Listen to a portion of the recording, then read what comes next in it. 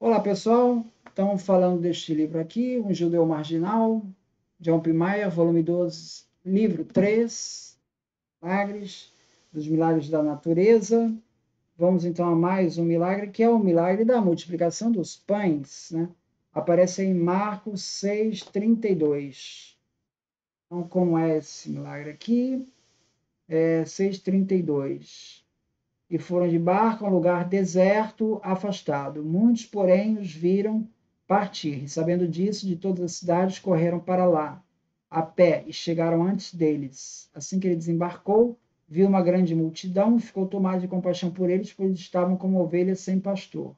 E começou a ensinar-lhe muitas coisas. Sendo a hora já muito avançada, os discípulos aproximaram dele e disseram: O lugar é deserto, e a hora já está avançada. Despede-os para que vão aos campos e povoados vizinhos e comprem para si o que comer. Jesus lhes respondeu: Dai-lhes vós mesmos de comer. E disseram: Iremos nós e compraremos 200 denários de pão para dar-lhes de comer?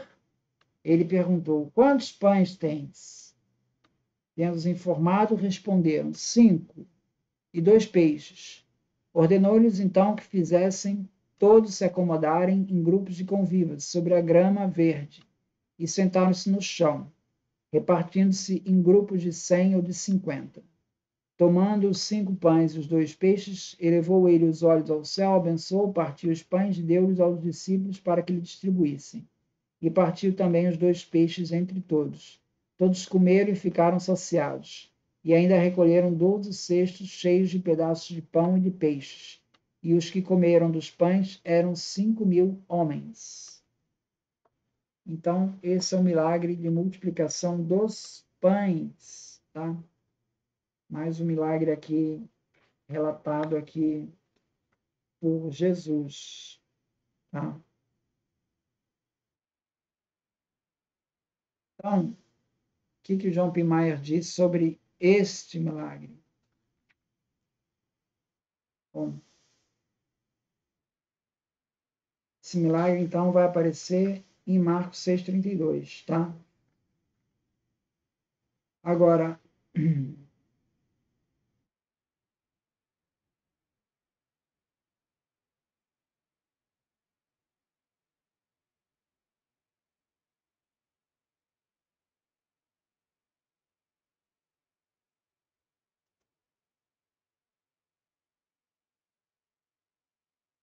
paralelos em Mateus 14:13 e Lucas 9:10. Segundo, é a alimentação dos 4.000 com 7 pães e alguns peixes.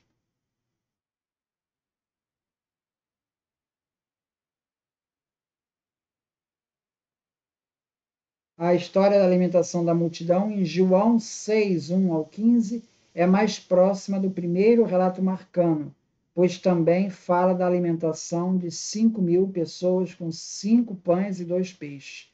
No entanto, a versão de João tem algumas características em comum com o segundo relato marcano. Tem 2 relatos em Marcos. Esse que eu acabei de falar, Marcos 6:32, e tem também Marcos 8:1-10. Então, tem 2 relatos marcanos, né? E tem João, tem Mateus e tem Lucas.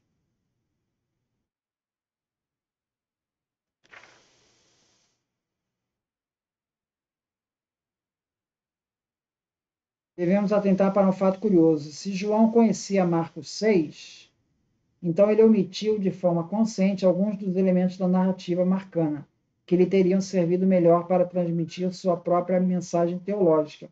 Um excelente exemplo é a referência ao lugar deserto,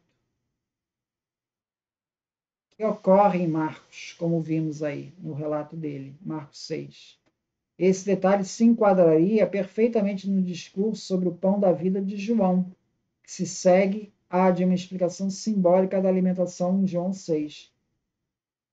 João 6:31, a multidão alimentada proporciona a Jesus o tema do discurso quando ele retorna o livro do Êxodo.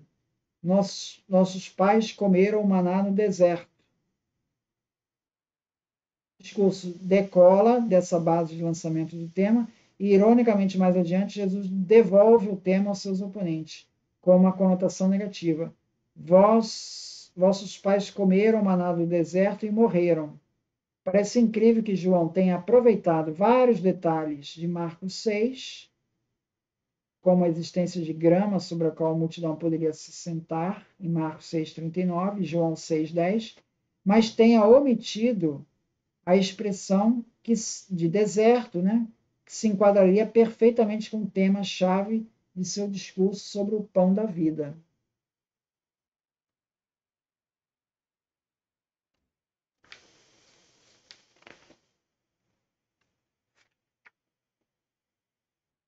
Portanto, mesmo levando em conta o ponto de vista redacional de Marcos com relação aos discípulos, a amnésia destes acerca do anterior milagre de alimentação realizado por Jesus, quando tem diante de si um problema muito semelhante, é difícil de compreender. A explicação mais provável é que Marcos incorporou duas versões da mesma história em sua narrativa, porque Marcos tem duas versões de alimentação, e uma não se refere à outra, né? E seria estranho, né, se não fazer essa referência. Então, talvez ele tenha, na verdade, feito duas versões da mesma história, em Marcos. A favor disso, temos o fato de que João tem conhecimento de apenas um milagre de multiplicação dos pães, que tem semelhanças com as duas versões de Marcos.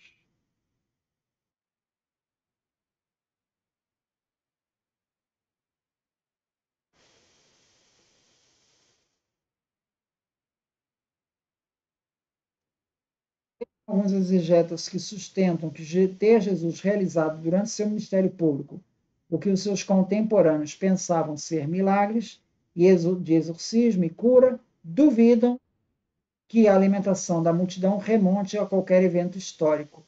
Um motivo para essa posição é que muitos comentadores veem no milagre da multiplicação a influência maciça de histórias de milagre do Antigo Testamento, em especial o profeta Eliseu alimentando 100 pessoas com 20 pães de cevada, em 2 Reis 4:42.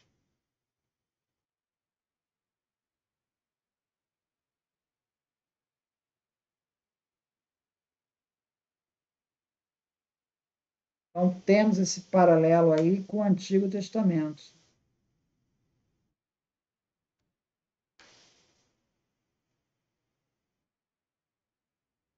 Outra questão é a analogia que tem com a última ceia, né? Marcos, capítulo 8, versículo 6, no segundo milagre de multiplicação dos pães, ele aparece assim: e tomando os 7, dando graças, partiu e deu aos seus discípulos, que é exatamente a narrativa que tem na última ceia. Anunciando uma bênção sobre eles, mandou que os distribuíssem também, e eles comeram. Muito parecido lá com a última ceia.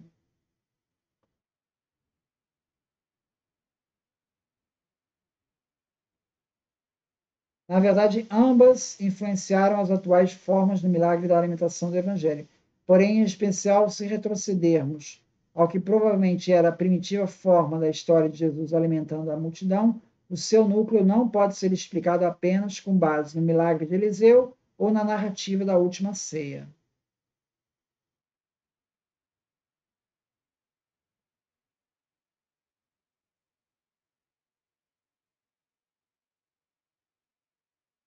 Então, veja, ele reconhece que existe uma similaridade lá com Eliseu, é, reconhece similaridades com a última ceia, mas ele diz que isso não é suficiente para dizer que a história foi baseada somente nisso. Comparado com a maioria das histórias dos milagres dos evangelhos, a alimentação da multidão tem o apoio de uma incomumente forte confirmação de múltiplas fontes.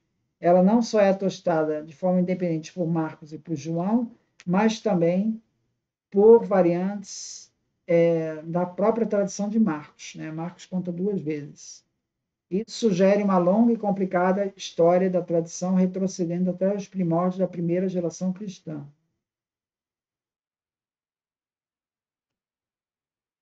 Além do mais, existe uma coerência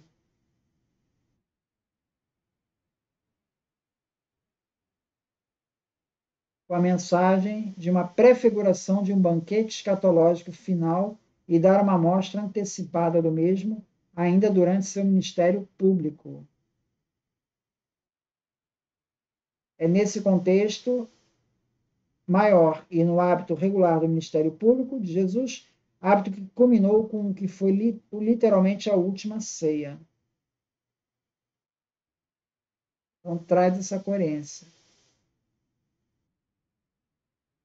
Aí o John P. Mayer vai analisar algumas sugestões trazidas pelos críticos, né? Uma delas é de que Jesus teria reservas de comida guardadas em uma gruta e que, de alguma maneira, essa comida foi passada para os discípulos e, assim, entre aspas, houve a multiplicação dos pães. Né? Isso remonta ao Albert Schweitzer, tá? Mas ele acha isso como imaginativa, essa versão. Não é razoável. Para sermos honestos, nossas fontes não nos permitem especificar os detalhes do evento, em especial porque devemos considerar a influência tanto da história do milagre de Eliseu quanto da última ceia.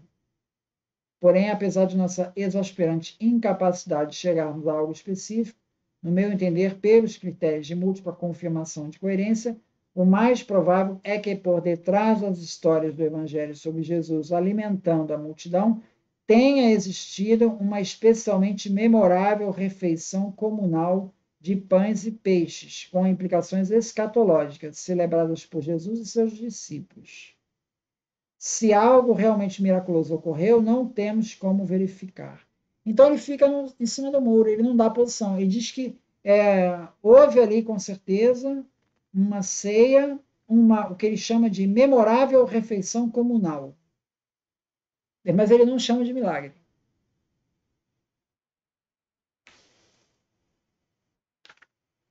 Mas agora até mesmo esse elo comum foi quebrado pela história de Jesus alimentando a multidão. Um relato que, a meu ver, remonta de fato a alguma refeição especialmente memorável durante o ministério público.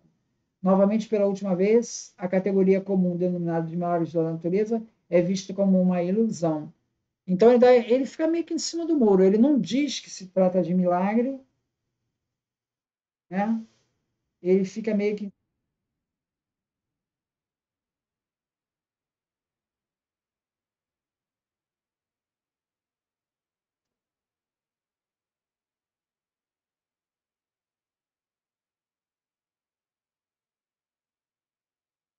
aqui na página 628.